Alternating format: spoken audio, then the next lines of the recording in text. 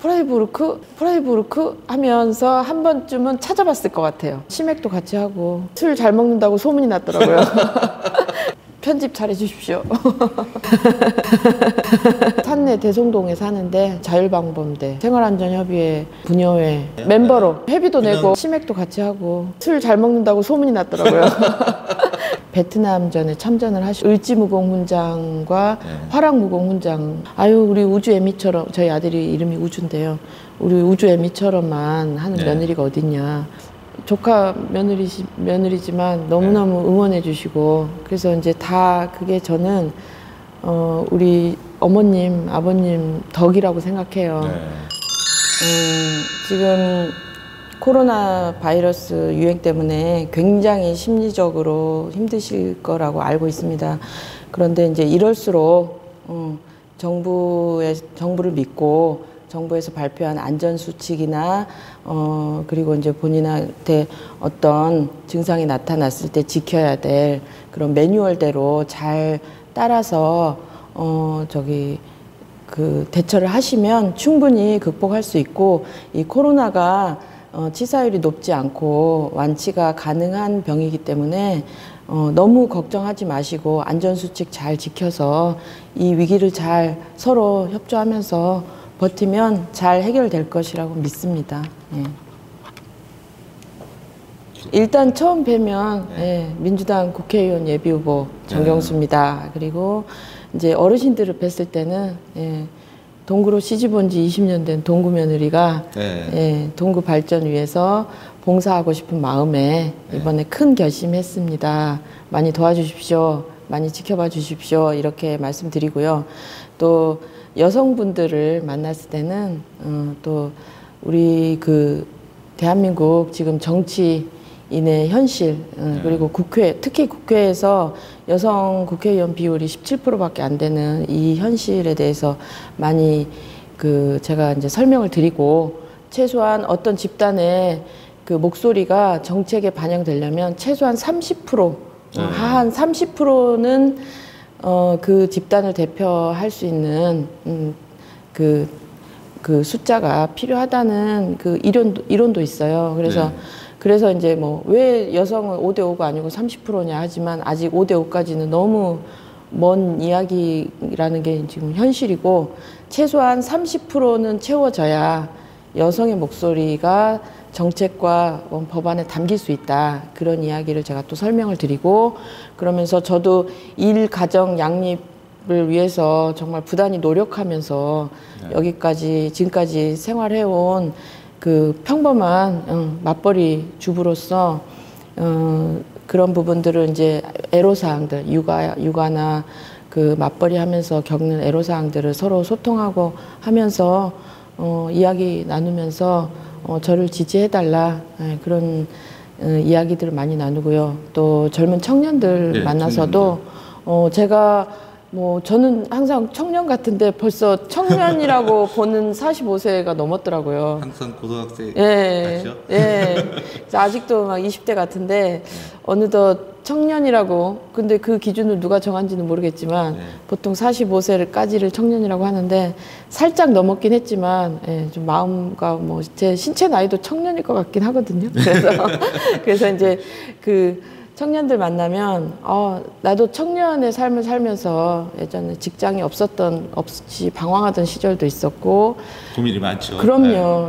고시공부하면서 힘들었던 시절, 그리고 또 아이 키우면서 아무튼 힘들게 진로를 위해서 고민했던 시절, 그리고 제가 이제 변호사로서 13년 활동하면서 또 사회단체 이런 사회활동가로서 활동하면서도 그 다양한 청년들의 고민들, 특히 젊은 세대들, 아이 키우면서 힘들어하는 세대들 고민들을 많이 접하고 소송도 많이 도와드리고 하면서 겪었던 그들이 원하는 게 과연 무엇인지, 막연히 청년 수당을 얼마 주겠다, 아니면 막연히 그냥 재원으로 빌공 공약하는 사람들, 그런 공약 말고 진짜 본인의 자아 실현과 함께 진짜 경제적인 것도 제일 중요하긴 하지만 본인이 하고 싶은 일을 하면서 자아실현하면서 청년으로서 정말 그 청년 시대에 할 수 있는 그런 삶들을 좀 뿌듯하게 살 수 있는 그런 정책이 저는 필요하다고 생각하거든요. 기회가 평등하고 공정하게. 예, 그래서 저는 이제 그런 부분에 대해서 계속 이야기를 나누고, 그리고 이제 제 또래 이상의 이제 뭐 예를 들면 중년 여성들을 만났을 때는 이제 그분들 이야기를 또 같이 공감하고, 예, 할머니 할아버지 만났을 때는 그 노인분들, 독거노인이나 경제적으로 어려우신 노인분들 만나면 제가 또 그런 부분에 대해서 듣고 고민했던 부분들 또 말씀드리고, 그렇게 하고 있습니다. 그래서 제가 이제 제 경력 중에 고령화 사회를 이롭게 하는 대전 여성이라는 단체가 있어요. 거기 운영위원을 하고 있는데 작년 초에 저희가 그걸 만들었습니다. 그래서 이제 곧 고령화 사회에 접어드는 이미 초고령화 사회에 임박했죠. 예, 특히 대전 동구는 노인 인구가 18%예요. 이미 작년 연말로 4만 1,000명이 넘어섰고요. 그래서 대전 동구는 진짜 곧 초고령화 사회가 될 것 같아요. 그래서 이제 그런 부분을 무조건 보살펴야, 아니 그런 부분에 대해서 이제 제가 그 대책도 필요하고, 노인들에 대한 노인층에 대한 그 복지 문제 있죠. 그래서 저는 이제 그 어르신들을 경로당에서 뵈면 그 얘기를 해요.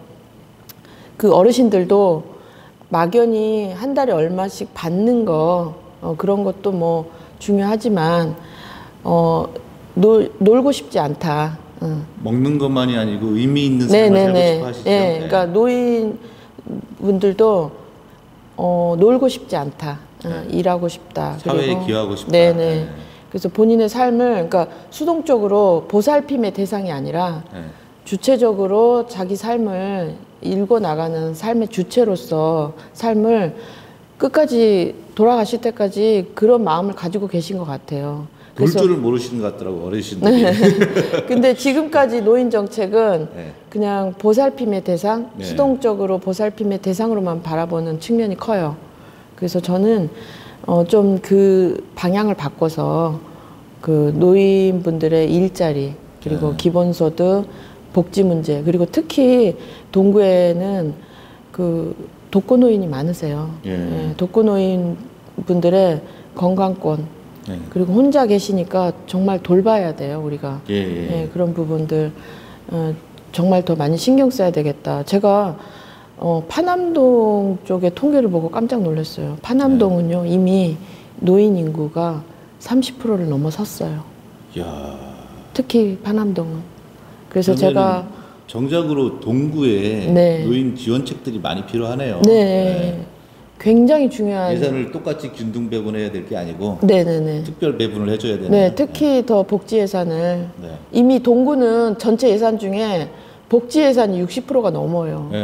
그런데 그 중에서도 또 노인 분들에 대한 예산은 더 늘려야 되겠다, 그런 생각이 들더라고요. 그러면은 그러면은 보통 물어보면은 너 누구냐 그냥 이름 대고 부모가 누구다고 얘기를 해요. 우리 정 변호사님 그 부모님은 어떤 분이십니까? 저희 부모님은 진짜 평범하신 분이에요.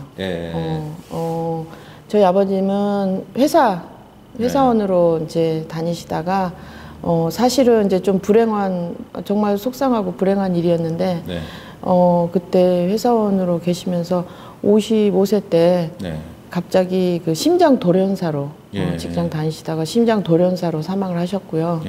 그래서 현재 대전 현충원에 잠들어 계십니다. 어떻게 현충원까지 가셨어요? 저희 아버님은 특별한 부분이 있으신가 봐요? 국가 유공자셔가지고 유공자이시고, 그래서 이제 사망하시고 현충원에 이제 안장을 젊었을 때 뭐 하셨나 봐요. 그 젊었을 때 이제 결혼 전에 66년도에 베트남전에 참전을 하셔서 참전용사. 참전하셔가지고 그 당시 이제 공을 많이 세우셨나 봐요. 그래서 이제 그때 하사였는데 지국군이셨네 그때. 을지무공훈장과 화랑무공훈장 2개를 탔어요. 굉장히 좀 높은 훈장이었는데. 국가관이 추천을 하시네. 그래서 그때 이제 훈장 타시고 이제 한국에 돌아오셔가지고 전역하시고 지금 한화 있죠. 네. 한화그룹 우리 대전에 하나 시티즌 있죠. 예. 하나 이글스 있잖아요. 하나 이글스. 예, 근데 갤러리아 백화점이 더 유명하죠. 네. 그 한화. 그러니까 그 예전에는 이제 이름이 한국화약 주식회사였어요. 그래서 한국화약 주식회사 여수 공장 거기에 이제 근무를 하셨었어요. 예. 그래서 이제 또 군 경력도 있고 하셔가지고 거기. 그럼 뭐 평생 거기가 이제 방위산업체잖아요. 그렇죠. 군수업체고. 평생 국가를 위해서. 그럼요. 예. 그래서 퇴역하시고도 그런 그 회사에 다니시면서 회사원으로서 평범한 삶 사셨고 저희 어머니도 이제 전업주부로서 평범한 어머니시고 지금 평범하게 살고 계십니다. 또 지금 현재 이제 배우자가 있으니까. 예, 남편. 배우자는 어떤 분이세요? 예, 저희 남편은 이제 학교 같은 과 한양대 법학과 8구학번 선배님이십니다. 제가 91학번이고. 누가 먼저 프로포즈를 하신 거예요? 저희 남편이 먼저 프로포즈 했죠. 근데 학교 다닐 때는 잘 모르고 신림동에서 이제 고시 공부하면서 이제 과 선배님이니까 같이 스터디하고 사법시험 2차 공부할 때 스터디하고 하면서 알게 됐고 그래서 이제 좀 사귀게 됐고요. 근데 이제 2차 시험 제가 떨어지고 남편이 먼저 붙고 그러고 나서 결혼해서 이제 또 시험 제가 계속 도전했는데 이상하게 1차 시험이 계속 떨어지더라고요. 그래서 이제 아이 지금 이제 올해 고등학교 졸업한 아들 낳고 다시 시험에 도전해서 붙었습니다. 그래서 이제 2008년도부터 변호사 생활을 하고 있고요. 예. 지금 대전에서 계신 거죠? 네, 대전에서 변호사 하고 있습니다. 제가 지난번에 한번 뵈니까 뭐 시월드라고 해서 보통 여자들은 뭐랄까 이렇게 기피 대상이 되는데 굉장히 가까우신 것 같더라고요. 시부모님부터 뭐 삼촌, 조카들까지 전부 다 이렇게 같이 지원해주고 막 그러시는 것 같아요. 어떻게 그렇게 비결이 있습니까? 예, 좋은 며느리니까. 그냥 저절로 좋은 며느리가 되는 건 아닌데. 아니 이제 동구로 시집 와서 지금 이제 21년째 됐습니다. 작년에가 이제 결혼 20주년이었고 올해 이제 21년 차인데. 시댁은 좀 어려운 면도 있죠, 당연히. 처음 시집 왔을 때는 서로 좀 집안 분위기도 다르고, 적응하느라고 했는데, 제가 적응을 잘해요. 그래서 바로, 적응해서, 저는 처음부터 뭐 시댁이라고 해서 시월드 이런 걸로 해서 뭐 특별히 어렵고 그런 건 아니고, 적응하는데 조금, 뭐 1, 2년 정도? 그래서 바로 적응해서, 이제, 뭐 늘 가까이서 뵙고 그래서 이제 뭐라 그럴까 좀 저희 시어머님이 이제 이거는 진짜 빈말이 아니고요. 저희 시어머님이 굉장히 사람을 편하게 해주시는 인품을 가지셨어요. 진짜로. 제가 어려서 그런 부모님 같더라고요. 내가 뭘 아냐, 네가 아는 공부 많이 했으니까 잘 알아서 하겠지. 뭐 그런 부분인 것 같았어요. 아니 그리고 지금까지 정말 제가 이제 21년 차 며느리인데 한 번도 저한테 싫은 소리 하신 적이 없어요. 정말로. 그건 진짜. 그래서 용돈도 잘 주십니까, 근데? 제가 잘 드리죠. 제가 생활비랑 용돈도 잘 드리고 있습니다. 맏며느리라서 제가 이제 부모님 생활도 다 책임지고 있고 그래서 항상 저한테 정말 지금까지 싫은 소리 한 번도 안 하셔서 분명히 잘못한 것도 있고 서운한 것도 있으실 텐데도 항상 뭐 그럴 수도 있지 바쁘다 보니 뭐 그럴 수도 있다 뭐 그리고 항상 아유 우리 우주 애미처럼 저희 아들이 이름이 우주인데요 우리 우주 애미처럼만 하는 며느리가 어딨냐 그렇게 격려해 주셔가지고 그 덕분에 시누이 2분 계시고 시동생 1분 계신데 다들 이제 저희 어머님이 저한테 잘해주시고 하니까 그 신뢰로 저한테 다들 잘해주시고 또 지금 이제 가양동에 사시는 저희 시외삼촌 그러니까 저희 시어머님 그 남동생분 경찰 출신이라고. 네네네. 그래서 우리 시외삼촌 분이 지금 선거운동 굉장히 열심히 하고 계신데요. 가족만 할 수 있는 거지 지금이? 아니요 그냥 열심히 하십니다. 우리 외삼촌. 봉사자로? 그래서 우리 삼촌께서 조카 며느리지만 너무너무 네. 응원해 주시고 그래서 이제 다 그게 저는 우리 어머님, 아버님 덕이라고 생각해요. 네. 우리 어머님이 저를 이뻐해 주시고 신뢰하고 지지해 주시니까 주변에 다른 시누이, 뭐 삼촌, 사랑이 조카들이 가득한 집안이네요. 네, 너무 감사하죠. 예. 그 사랑이 예. 지역사회도 퍼질 것 같네요. 예, 그럼요. 제가 항상 사랑받는 며느리가 경로당에 네. 가서 네. 어르신들 뵐 때 네. 저희 시부모님처럼 잘 모시겠습니다 하면서 인사드리고 있습니다. 그러면은 지역에서 그동안에 뭐 여러 가지 활동을 하셨었는데 네네. 어떤 식으로 사람들 만나고 어르신들 만나는 형태가 어떤 식으로? 예, 저는 이제 그러니까 사실은 이제 엄밀히 따지면 2018년 겨울부터 네. 선거에 나가겠다 마음을 먹고 네. 그동안에 이제 변호사 활동을 열심히 하다 보니까 지역 자생단체 활동 같은 걸 많이 못했어요. 변호사들이 필요하죠. 네, 자생단체 뭐 이런 데도 많이 그래서 필요하고. 네. 지금은 이제 그래서 작년부터 이제 우리 특히 제가 이제 산내 대송동에 사는데 네. 예, 산내 자율방범대, 네. 뭐 생활안전협의회 그리고 분여회 이런 데 참여해서 활동하고 있고요. 네. 뭐 그리고 이제 동네에 여러 단체들이 있으면 무조건 갑니다. 구성원으로 일단 참여하세요? 멤버로. 네, 멤버로. 네, 그럼요. 회비도 내고. 그냥 들리고 1년에 한 번 나오는 그런 회원 아니신가요? 아니요. 회비도 냅니다, 저는. 네, 회비도 내고 변호사들은 대부분 뭐 자문 뭐 이걸로 해서 자문도 많이 하고요. 회비도 안 내고 뭐 그러는데 영업상으로만 하고. 아니요. 네. 회비도 내고 네. 저기 방범 순찰도 네. 바쁘지만 가끔 가서 같이 순찰도 돌고 구성원으로서요. 네네. 끝나고 나면 치맥도 같이 하고 네. 그렇게 활동하고 있습니다. 바빠서. 그럼 뭐라 그러세요? 변호사가 이런 데까지 와가지고 한다고. 처음에는 그렇게 말씀하신 분도 있었어요. 네. 근데 지금은 오면은 왔어요. 그리고 그냥 멤버 중에 한 분이에요. 저에 대해서 아무도 특별하게 생각하지 않습니다. 좀 그런 거 하시면은 네. 저녁에 되면 술도 좀 먹고 그럴 텐데 네. 술도 좀 드세요? 예, 술 잘 먹는다고 소문이 났더라고요.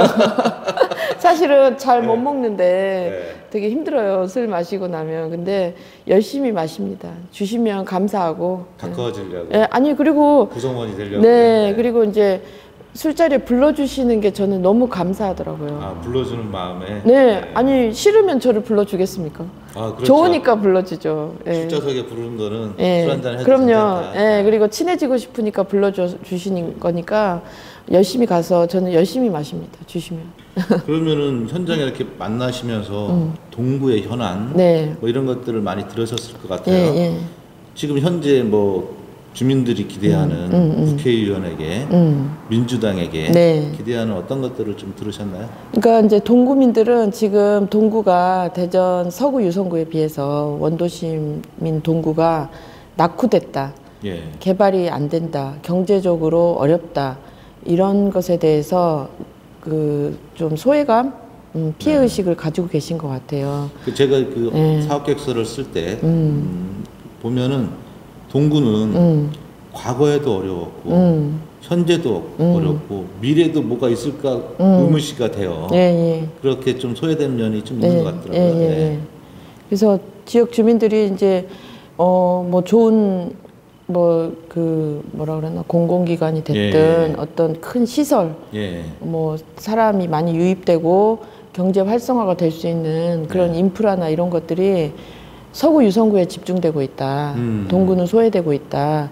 이런 것에 대한 불만이 매우 커요. 그러니까 우리가 이제 말로만 국가 균형 발전 하는데 그 모토가 대전시 안에서도 저는 적용이 돼야 된다고 생각을 해요. 그 기준이.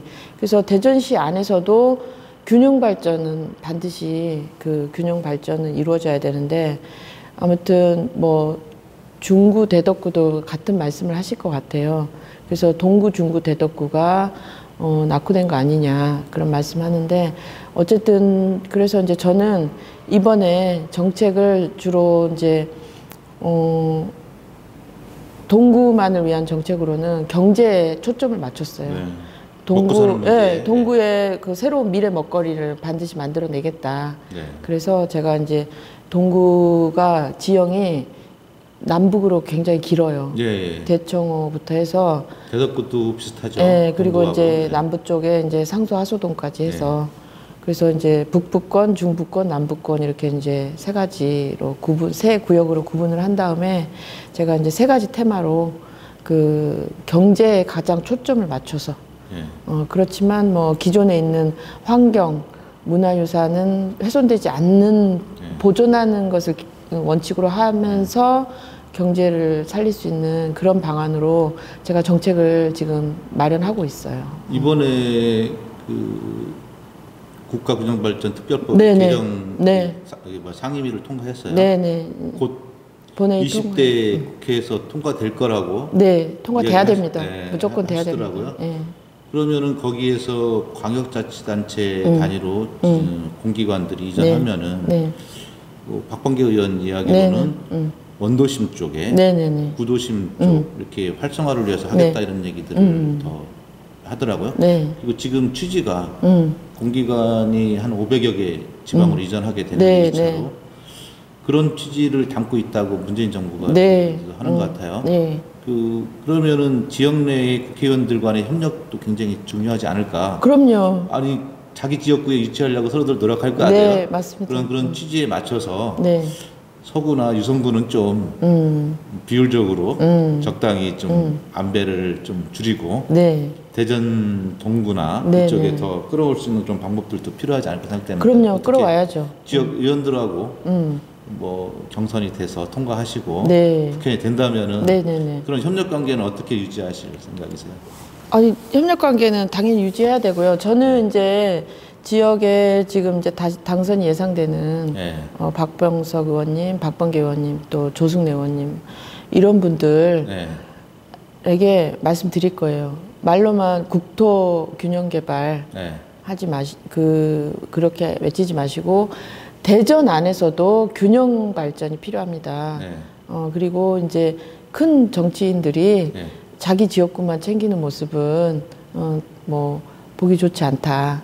그래서 이제 균형 발전의 그 기준을 가지고 동구, 대덕구, 중구에 집중적으로 일단 그 혁신도시 지정이 되면 공공기관 유치에 최우선 순위를 둬줬으면 좋겠고 특히 저는 동구를 강조할 겁니다. 왜냐하면 중구나 대덕구에 조금 미안한 얘기지만 동구는 그 공공기관 이전을 위한 그 인프라가 지금 현재 바로 내려와도 가능할 정도로 갖춰져 있어요. 어떻게 갖춰져 있어요? 공공기관 이전하면 거기에 근무하시는 분들, 공무원을 비롯한 그 가족들, 그래서 많은 인구가 유입이 됩니다. 그러면 그분들이 그래도 이제 대전으로 내려와서 생활하지만 수도권으로 왕래나 여러 가지 정주 시설이라고 하잖아요. 그리고 교통 시설이 반드시 편리해야 돼요. 그래서 KTX 역이 있는 동구 그리고 동구가 지금 그 재개발로 인한 그 아파트 새 아파트 단지가 많이 생겨나고 있어요. 중구 대덕구보다 훨씬 많습니다. 대동 이스트시티, 뭐 SKP, 그래서 지금 새 아파트들이 값도 싸고. 동구가 아파트 가격도 다른 지역구에 비해서 상대적으로 싸고 그리고 새 아파트들이 계속 지금 지어져 있고 짓고 있고 그래서 교통과 정주 여건을 갖춘 원도심 지역구는 동구밖에 없습니다. 그래서 수도권 공무원들이 제일 선호 1순위가 대전 인근이라고 그러더라고요. 공기관 이전하든지 발령지가 지가 이쪽이라고 하더라고요. 맞아요. 그래서 KTX역이 있는 동구, 정주 여건을 갖춘 동구로 이전돼야 된다고 저는 생각합니다. 그러면은 지금 공약사항들 한번 들어보는데 그 이런 게 불행했던 지난 12년 대전 동구의 눈물을 닦아주고 싶습니다. 이렇게 돼 있어요. 뭐 때문에 불행했다고 생각하십니까? 우리 지역민들 만나면 다 불행했다고 말씀하셔요. 그렇게 얘기를 해요? 현역 지금 의원님 때문에 그분이 동구를 위해서 한 게 없다. 예전에 구청장 하실 때 제가 볼 땐 좀 한 것도 있는데 건물도 새로 청사 그 청사 지었고. 때문에 불행했다고 말씀하시는 분들도 많습니다. 동구가 그 청사 때문에 450억 이상의 빚을 떠안고 그 빚과 이자를 갚느라고 지금까지 정말 고생 많았어요. 우리 동구민들. 공무원 월급을 못 주는 부분도 있었지만 네. 한 7, 8년 이상 동구민의 체육대회도 못할 정도로 작년에 처음 했어요. 오랜만에. 그래서 이제 빚이 10억 이하로 내려갔고요. 올해 이제 다 갚을 수 있습니다. 그 이자와 어마어마한 이자와 원금 갚으면서 너무너무 힘들었어요. 그래서 일부에서는 전임 지금 현재 국회의원이 뭐 돈도 많이 가져왔다고 현수막도 걸고 막 그랬어요. 네. 그분이 노력 안 해도 당연히 배당되는 예산들이 많이 있고요. 예, 그런 부분을 다 본인이 이제 하셨다고 하고 계신데 지역민들은 다 알고 있습니다. 디스를 좀 세게 하시네요. 네. 여기 보면은 변호사, 변리사, 세무사 이렇게 써 있어요. 네네. 이 변호사 하면 변리사도 하고 세무사도 하는 건데 자격증이 따로따로 있는 건가요? 네, 제가 다 등록돼 있는 자격증이 다 따로따로 있습니다. 좀 특이한 것 같아요. 뭐 보통 변호사 따면은 다 수임하고 할 수 있기 때문에 별도로 이렇게 하지 않던데 이렇게 세 개의 라이센스를 도전한 이유가 있나요? 저기 이제 제가 여력이 되면 그쪽 업무도 하고 싶은 마음도 있었고요. 예, 그래서 일단은 준비해놨습니다. 더 공부를 하신 거네요, 전문적으로. 네, 예, 준비해놨고 세무사 관련해서는 제가 이제 그 사법연수원에서 조세법 학회를 했는데요. 그리고 사법연수원에도 이제 각자 짧은 기간 2년의 연수 기간이지만 각자 전공 과목이 있어요. 그때 제가 조세법을 했었고 그때 제가 굉장히 그 A+를 2명밖에 안 주는데 제가 A+를 맞았습니다. 2명 중에 2명 받은 거 아니에요? 아닙니다. 예, 수십 명 중에 제가 2명 A+를 받았는데 그래서 이제 그리고 제가 그 대전 세무서 국세심사위원도 하고 현재 대전 국세청 납세자 보호위원도 하고 그쪽에 관련된 일을 많이 변호사 하면서도 꾸준히 해왔고요. 그 우리나라 법 중에 가장 위헌 판결을 많이 받는 법 분야가 조세법이에요. 조세법. 네, 조세법 관련된 법률이 헌법재판소에서 위헌 결정을 가장 많이 받아요. 이게 우리나라 좀 아직 정교하게 만들어지지 않았던 거죠, 최초에. 조세 형평주의 같은 게 조금 정교하게 적용이 안 되는. 규제기관 중심 대신은 대기업 중심 이렇게 돼 있던 거고 서민 중심에서 좀 있었던 거죠. 억울하게 이제 서민들이 조세를 좀 피해를 보는 부분도 있고, 그래서 저는 그런 부분도 이제 국회에 가면은 열심히 찾아서 개정안 많이 만들겠습니다. 여기 보면은 프로필에 대전 여성 변호사회 회장, 한국 여성 변호사회 부회장, 뭐 민주사회를 위한 변호사 모임, 뭐 여러 가지 있어요. 이런 활동을 하셨는데 특별하게 기억나는 어떤 변호사 활동하시면서 가졌던 재판이든지 변호했었던 이력들, 뭐 기억나시는 것들 하나같이 얘기해 주시겠어요? 너무 많아요. 근데 의미 있었던 일들은 제가 이제 산내에 가면 우리 동구 산내에 가면 대산학교가 있어요. 거기가 이제 학교 명칭은 대산학교인데 거기가 이제 소년원이에요. 그래서 이제 비행 청소년, 범죄 소년들 재판 받기 전에 이제 임시로 보호하고 있는 그런 기관인데요. 제가 2008년도부터 한 3년간 소년보호 사건 국선 보조인 소년보호 사건에 그 소년 사건은 국선 변호인이라고 안 하고요. 보조인이라는 표현을 써요. 그래서 이제 소년 사건 국선 보조인을 제가 한 3년 하면서 한 380여 명 경제적으로 그러니까 본인 개인적으로 변호사를 선임할 수 없는 그런 어려운 이제 청소년들 위해서 제가 한 380여 명 변론을 했었어요.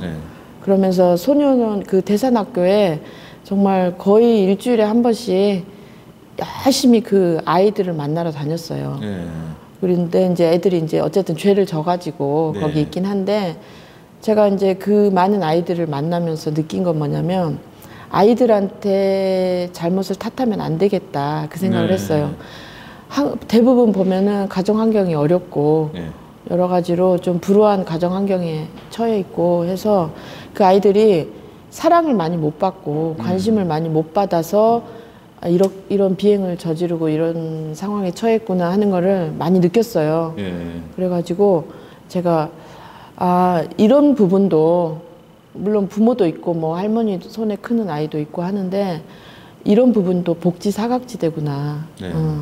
학교를 편안하게 못 다니고 뭐 생활고에 시달리다 보니까 부모님도 또 어렵고 하다 보면 뭐 그 편부 네. 가족도 있고 뭐 조부모 밑에서 부모님은 다 어디 돈 벌러 가거나 가출하셔가지고 조부모 밑에서 가난의 어렵게 악순환인 거죠. 네네. 네. 그래서 그 아이들이 제대로 교육을 못 받고 또 그러다 보니까 상급 학교에 제대로 진학을 못하고 그러니까 직업도 또 저소득의 그런 네. 직업을 가질 수밖에 없고 계속 악순환이더라고요. 네. 가난에 대물림이 되고 그래서 제가 이제 그런 부분을 보면서 우리가 이런 부분도 더 보살피면 이 아이들이 거리로 나가지 않고 학교로 돌아오고 그럴 수 있겠다 해서 저는 이제 그 소년보호 사건 하면서 불우한 청소년들에 대한 복지에 네. 정말 많은 관심을 가져야 되겠다. 그런 정책도 많이 만들어야 되겠다. 그런 생각을 했고요. 또 제가 이제 그 변호사 활동하면서 지금 13년째 변호사 하는데 그 이주 여성들 무료 변론을 많이 했어요. 이주 여성. 예. 이주 여성이라고 하면은 그 탈북민 뭐 다문화 뭐 네네네. 외국에서 네. 이제 오신 분들. 예. 네. 그래서 그런 분들이 이제 경제적으로 되게 힘들어요. 네. 그런데 이제 뭐 이혼 사건이 됐든 뭐 무슨 돈을 사기를 맞았든 뭐 여러 가지로 민사, 형사, 가사 사건에서 이제 도움을 필요로 했는데 여성 인권에 더 가까운 거네요. 네네. 네. 이주 여성들이 돈이 없어요. 네. 여기서 와서 너무 힘들게 살고 그럴 때 이제 다누리 콜센터 제가 자문위원을 계속 하고 있었는데 거기를 통해서 이제 아니면 YWCN이나 이런 여성단체 통해서 이제 많이 연락이 와요. 소송 좀 도와달라. 네. 그럼 제가 이제 소송구조 결정 받아서 저는 돈 이제 한 푼도 안 받고 네. 그래서 이제 그분들하고 소송을 많이 했어요. 많이 도와주고. 소송 많이 하면 사람들은 돈 많이 버는. 네, 그래서 제가 오해를 많이 받아요. 돈 잘 버는 줄 알고. 근데 정말 돈은 뭐 거의 버는 건 없고 예, 몸은 피곤합니다. 생계 유지하고 네. 그 정 변호사님은 네. 그냥 봉사활동 하시고 그러신 거예요? 네, 겨우 이제 사무실 유지비는 그래도 저도 버는 정도는 했습니다.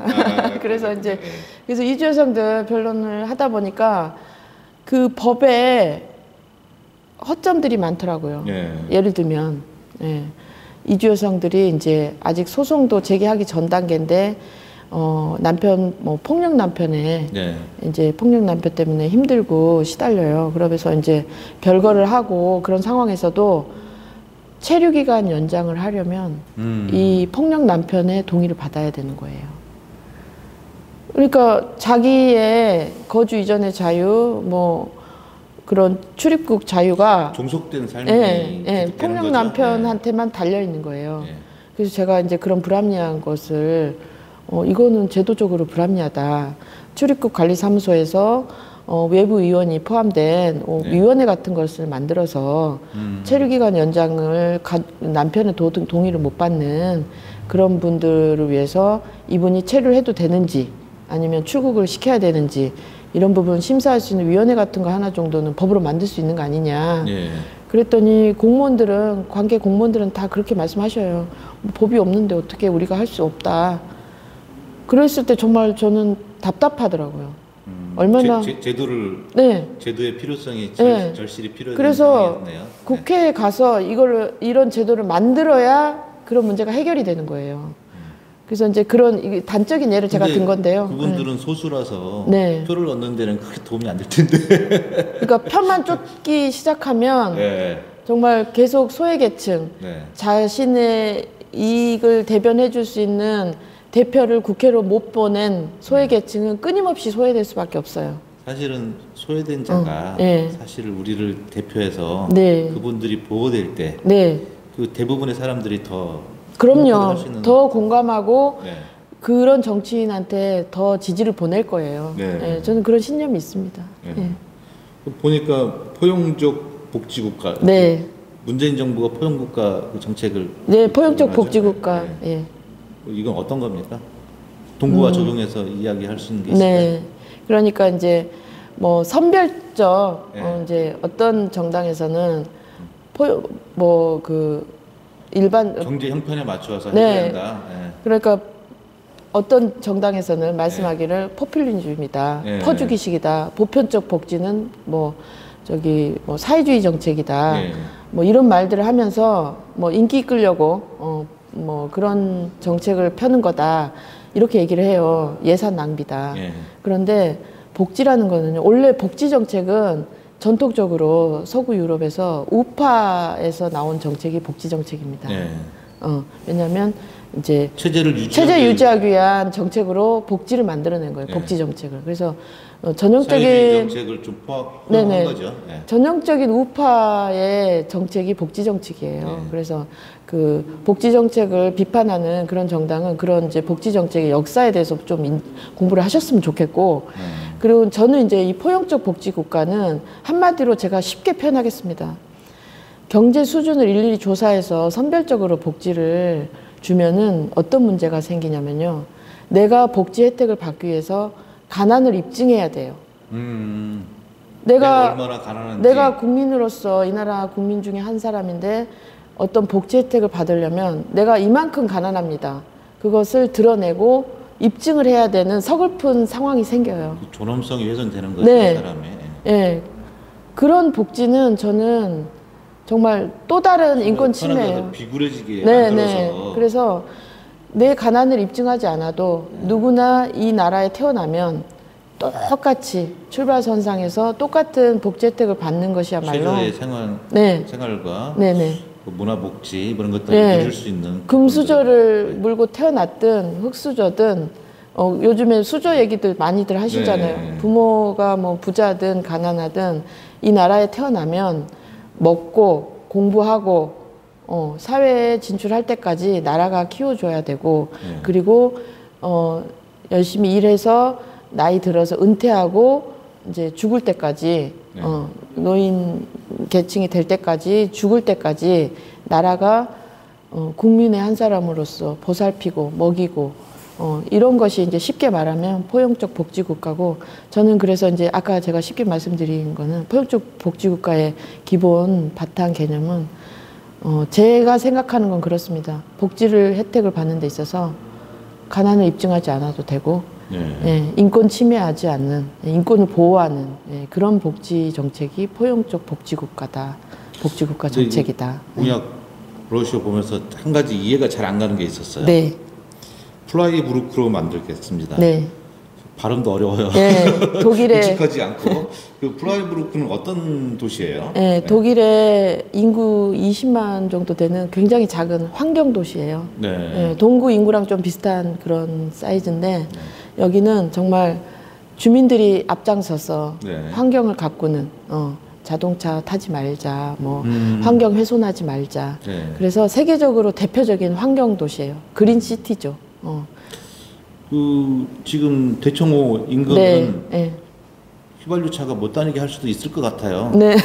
그쪽 인근은 청정 지역으로 이미 되어져 있는데 그리고 상수도원이기도 하고 그래서 그런 제도가 좀 필요하네요. 근데 이제 제가 볼 때는 조금 공약을 사람들한테 공감이 되기에는 단어를 좀 잘못 선정한 거 아닌가 이런 생각이 들었어요. 제가 이제 공부를 좀 해야 되는 건 제가 이번에 이제 예비후보자 공보물에 이렇게 쓴 이유는 지금 이제 기자님도 프라이부르크 하면서 한 번쯤은 찾아봤을 것 같아요. 화두를 던진 거예요? 화두를 던진 거죠. 그냥 친환경 도시를 만들겠습니다. 뭐 환경 도시를 만들겠습니다 하면은 그냥 쓱 지나가요. 그 도대체 뭐야? 다들 그러네요. 뭐 다 똑같은 얘기 하는구나 하고 이제 관심 안 갖고 늘 흔한 단어니까 그렇게 그냥 제 이제 홍보물을 보고도 뭐 빤한 소리 가보시기는 하신 거예요? 아니요, 못 가봤습니다. 그럼 어떻게 접하셨어요? 언론을 통해서 접했죠. 이제 그린시티 이런 거에 관심도 있고 우리 그 대청호가 있는 동구 북부권을 어떻게 개발하면 좋을까 공부하셔가지고 그래서 저는 여기가 모델이구나. 그래서 저는 이제 대청호에도 자주 갔어요. 그 근처 이제 저기 뭐 경로당도 가면은 어르신들이 우리는 돈도 필요 없고 여기 와서 막 여기 시끄러운 것도 필요 없고 그냥 평온하게 살고 싶다고 하셔요. 대청호 생각하면은요 매운탕 네. 뭐 거기 그런 거 찻집 뭐 이런 생각밖에 안 나요. 네네.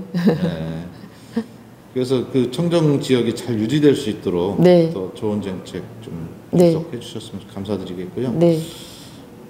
그 민주당 내에서 본인이 활동하신 것들은 어떤 것들을 기여했다고 생각해요? 민주당 후보로서 뭐 내가 적합하다. 뭐 그동안에 봉사도 하고 그래야 되는 거 아니겠어요? 기여한 게 있으세요? 예, 저는 이제 민주당 중앙당 인권위원회 부위원장을 맡고 있고요. 그래서 민주당에서 이제 각종 제가 또 변호사이기도 하고 그래서 각종 이슈나 이제 문제가 생길 때 법률 자문 의견서를 계속 제출해 드립니다.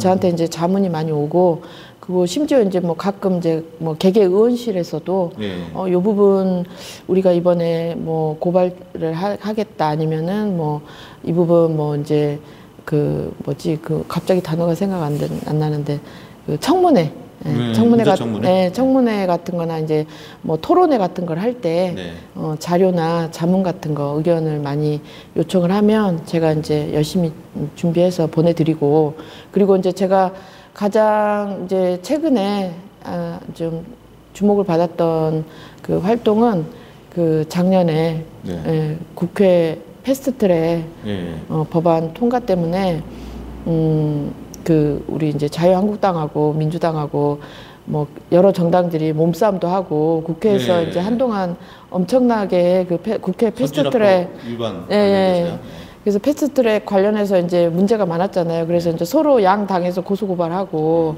했을 때 이제 제가 그 민주당 그 고발 대리인단의 한 사람으로서 고발장도 검토하고 지금도 이제 고발 대리인단으로 참여하고 있습니다.